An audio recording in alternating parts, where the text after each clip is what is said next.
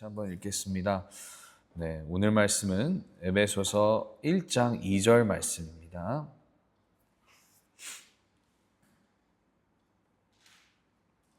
네, 오늘 말씀은 에베소서 1장 2절의 말씀. 네,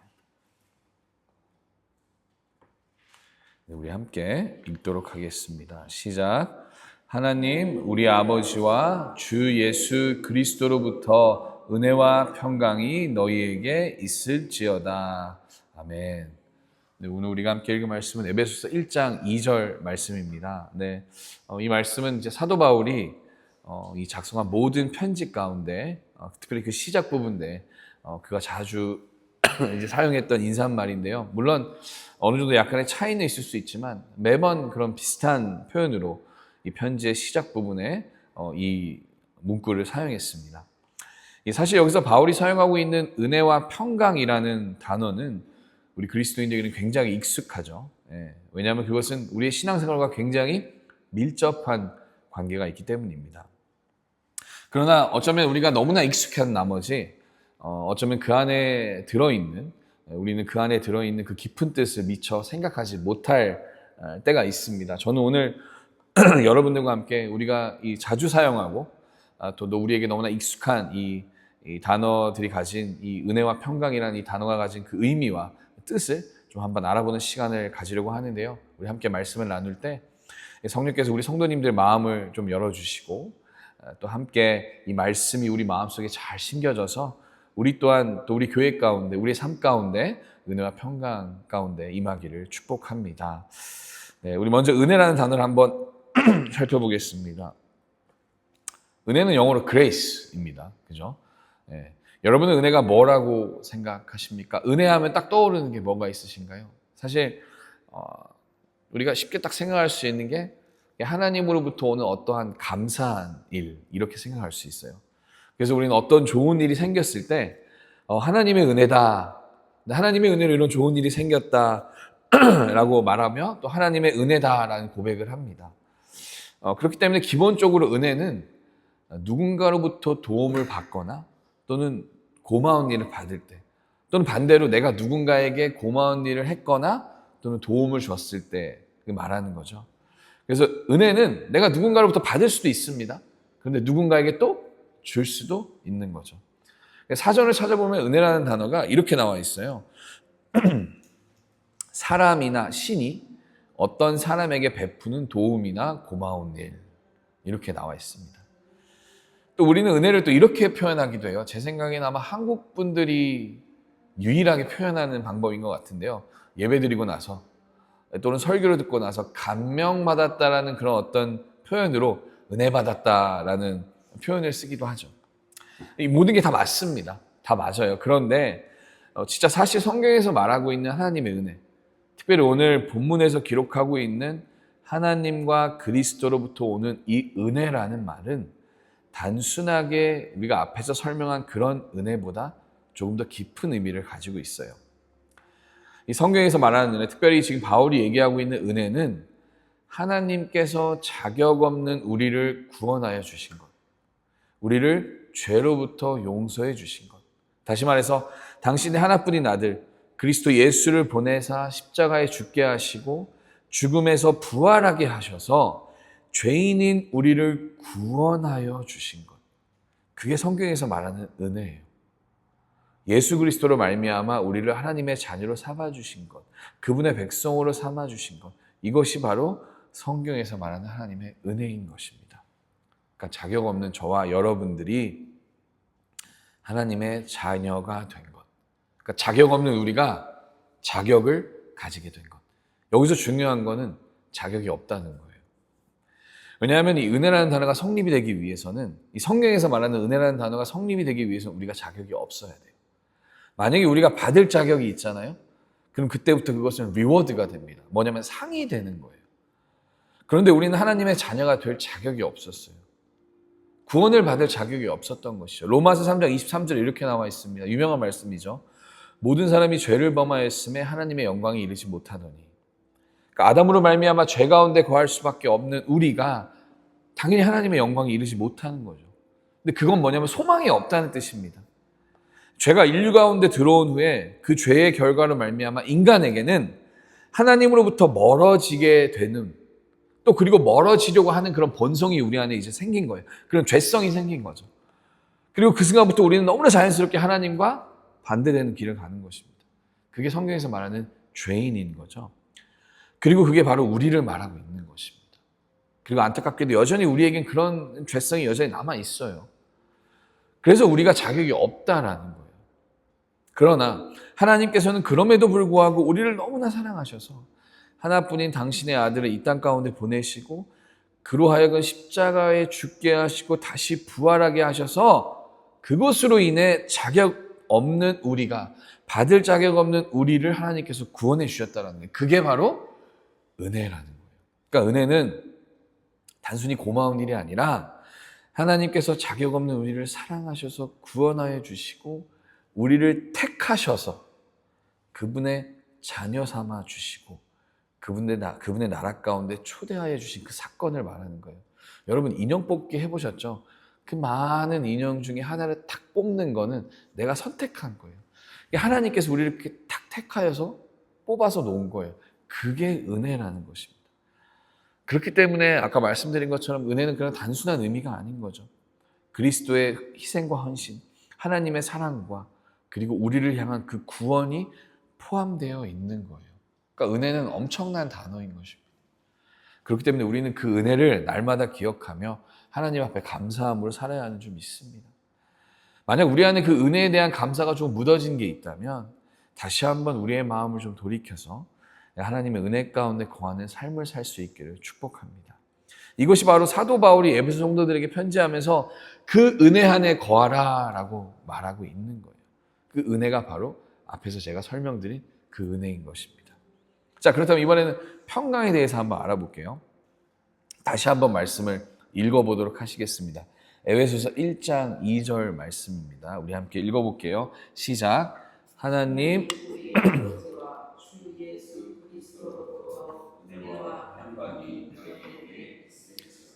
아멘. 네. 이 말씀에서 보신 것처럼 바울은 이제 평강을 이야기합니다. 쉽게 말하면 평화죠, 평화. 네. 영어로는 페이스라고 얘기하고 있죠. 히브리어로는 샬롬이라고 말하는 겁니다. 우리 그리스도인에게 굉장히 익숙한 단어죠, 샬롬. 이스라엘 사람들은요, 서로 만날 때 자연스럽게 샬롬이라는 말로 인사를 했습니다. 그러니까 평안하십니까? 평강이 있기를 바랍니다. 이런 뜻이죠. 그러니까 한국말로는 안녕하세요. 그간 안녕하셨죠? 밤새 안녕하셨죠? 라는 그 안녕의 인사인 거죠. 그런데 재미있는 사실은요, 바울이 이 편지를 쓰고 있던 그 시대 로마 시대에도 로마인들에게도 이 평화라는 단어는 굉장히 큰 의미가 있었어요. 우리가 잘 알고 있는 것처럼 로마는 오랜 기간 동안 전쟁을 했습니다. 다른 나라를 침략하기도 했고 식민지를 만드는 전쟁을 했고요. 또한 자기들끼리 로마 제국을 놓고 누가 황제가 되어서 통치할 것이냐라는 그런 전쟁도 했어요. 그러니까 오랜 기간 동안 전쟁을 하면서 전쟁 국가였어요. 그러니까 굉장히 강력한 국가죠. 결국 아우구스트라는 사람이 전쟁에서 승리합니다. 그리고 로마 제국의 최초의 황제가 돼요. 그리고 그 황제는 당연히 신격화돼서 신이 되죠. 로마의 황제는 곧 신이었습니다. 그래서 사람은 그를 평화의 왕이라 불렀어요. 당시 로마 동전을 보면요, 황제 얼굴을 그 안에 새겨놓습니다.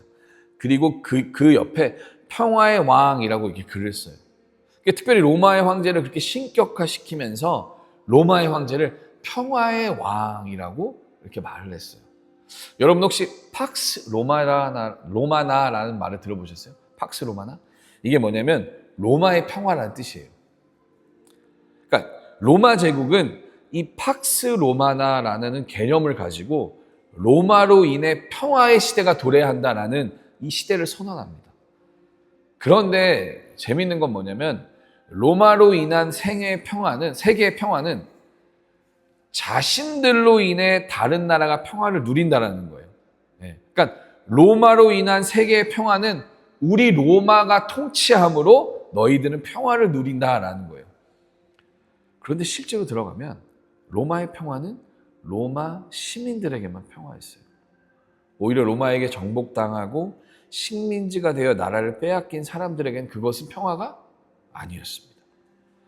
그렇기 때문에 성경에서 말하는 평화는 로마의 황제가 주는 평화가 그 평화가 아니라 예수님으로부터 오는 평화가 진짜 평화이고 예수님이 진정한 평화의 왕이다라고 계속 선포하고 있는 거예요.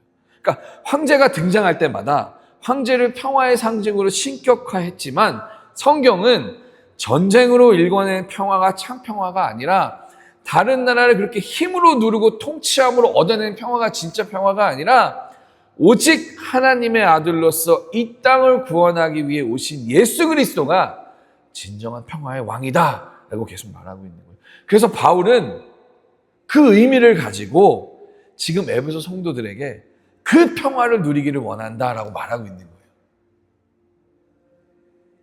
그리스도 예수 안에서 예수님이 주시는 참 평화를 누려라 라고 말하고 있는 것입니다.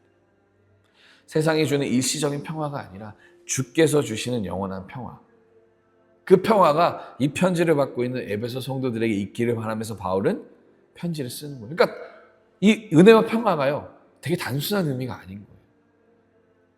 이 특별 평화가 이 단순한 우리가 말하는 그런 페이스가 아니라 그리스도 예수로 인해 우리에게 있는 평화, 진짜 왕이신 이 세상의 진짜 왕이 주는 평화, 구원으로 인해 임하는 평화. 그러니까 그 평화는 어떤 거예요? 어떤 상황 속에서 흔들리지 않는 평화. 그 평화를 얘기하고 있는 거예요. 자, 그렇다면 우리는 이 평화를 어떻게 누릴 수 있을까요? 이 평화를 우리는 어떻게 얻을 수 있을까요? 바울의 인사처럼 여러분에게 그 평강이 있으십니까? 여러분의 삶 가운데 그 평화를 누리고 계십니까? 저는요, 평화는요, 믿음의 결과물이라고 생각합니다.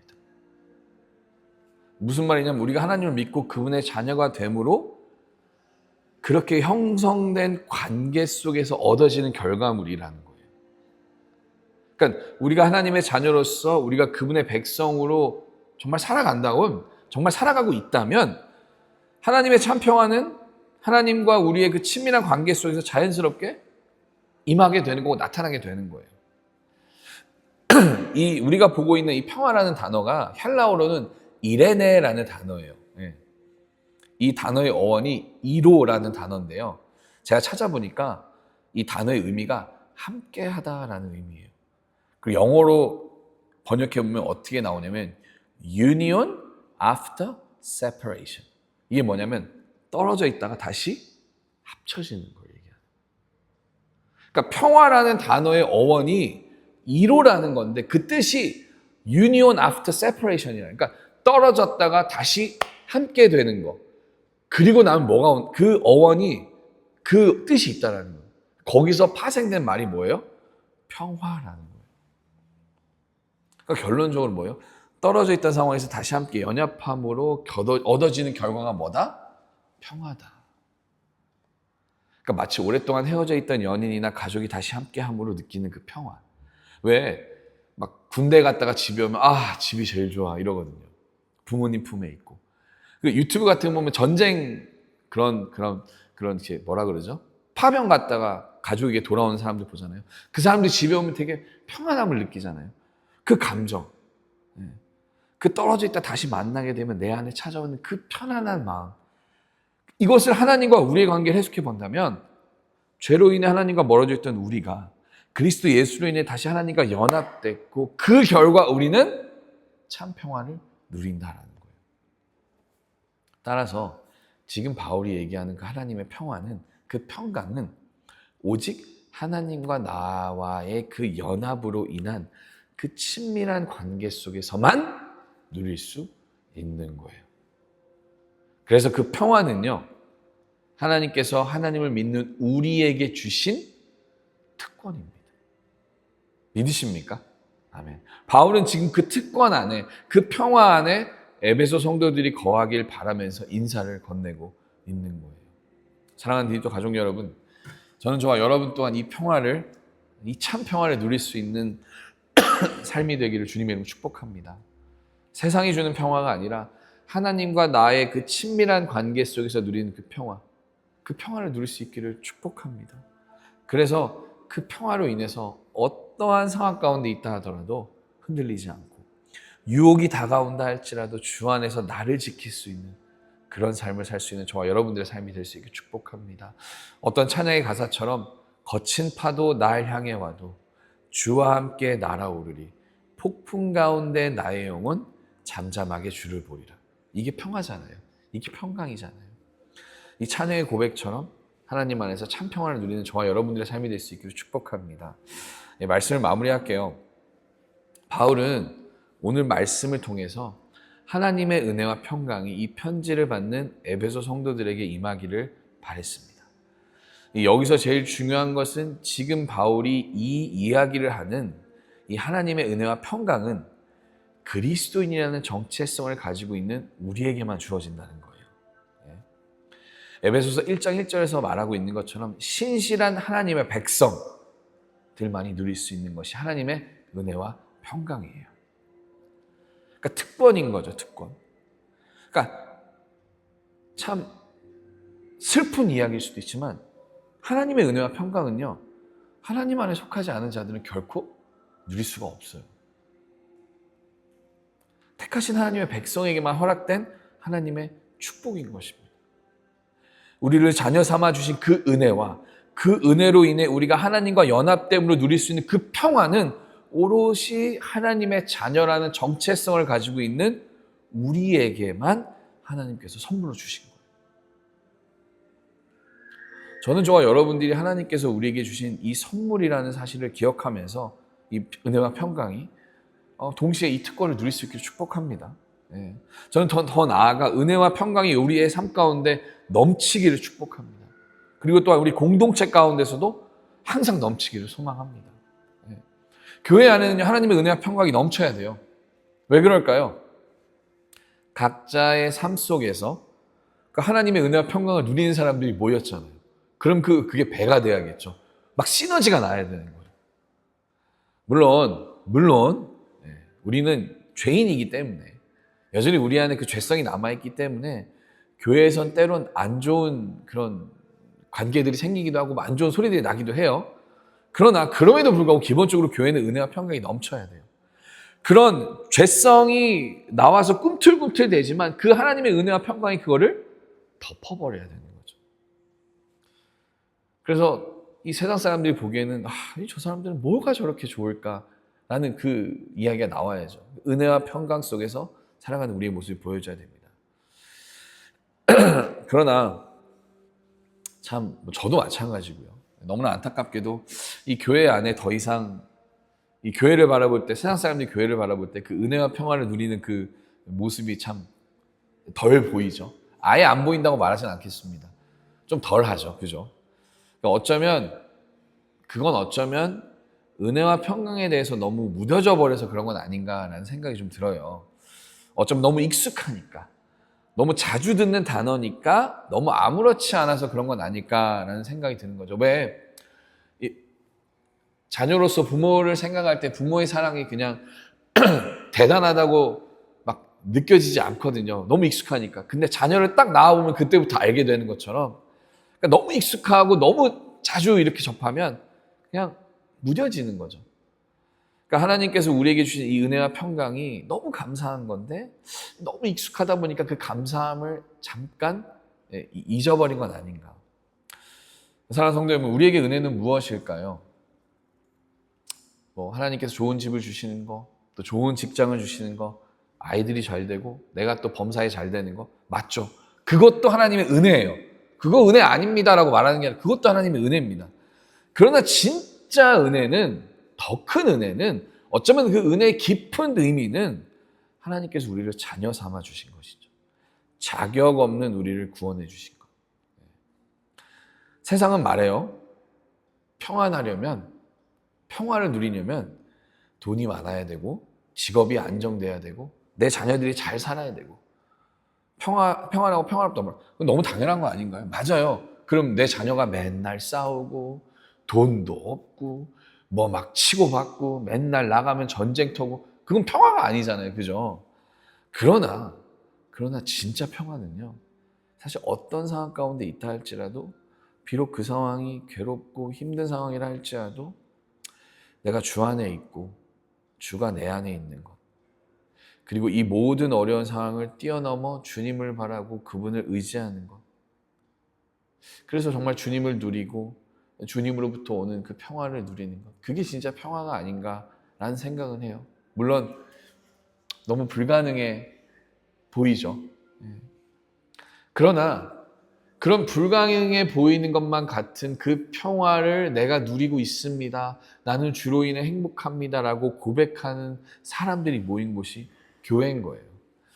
그래서 저는 저와 여러분들이 정말 그 참 은혜와 참 평화 가운데 살아갈 수 있기를 축복합니다. 세상에 너무나 많은 소리가 우리 귀에 들려요.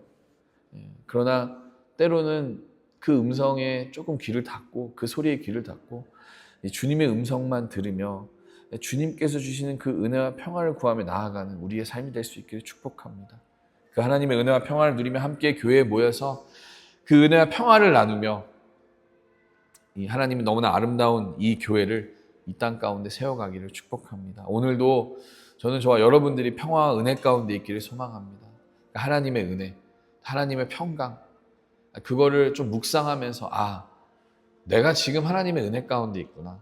내가 지금 하나님의 평화 가운데 있구나 라는 것을 깨달아 하나님과의 그 친밀한 관계 속에서 나타나는 그 은혜와 감사, 그 은혜와 그 평강, 그것을 정말 누리고 묵상하고 감사하고 그걸로 인해 행복할 수 있는 저와 여러분들의 삶이 될 수 있기를 축복합니다. 아멘. 네, 우리 함께 기도했으면 좋겠어요.